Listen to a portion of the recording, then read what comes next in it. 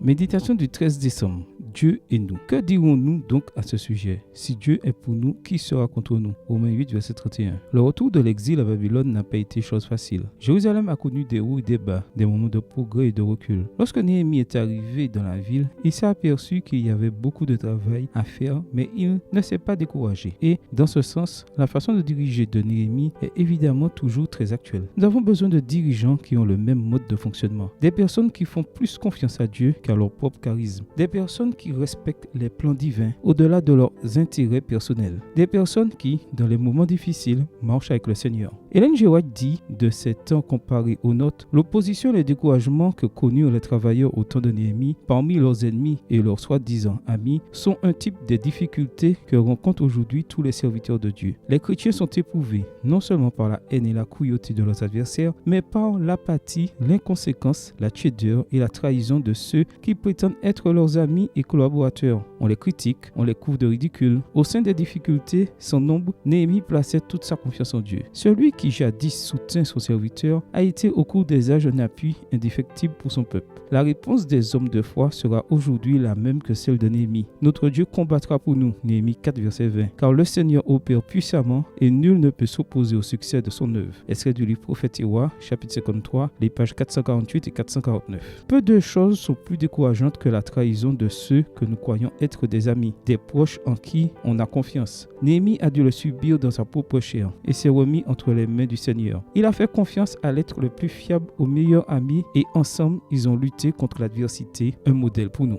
Je trouve cela curieux, les marques d'amour gravées sur les arbres. Parfois, c'est simplement un cœur avec une flèche. Dans d'autres cas, deux noms avec un M au milieu. Ou le plus court, Joseph et Marie. Quand je lis Paul et son Dieu et nous, il me semble qu'il parle d'une histoire d'amour avec beaucoup de confiance mutuelle. Une confiance qui ne craint pas l'adversité et qui motive à aller de l'avant. J'imagine aussi que lorsque nous atteindrons l'arbre de vie, nous trouverons cette phrase gravée sur son écorce. Et tu es également inclus dans ce nous. Amen.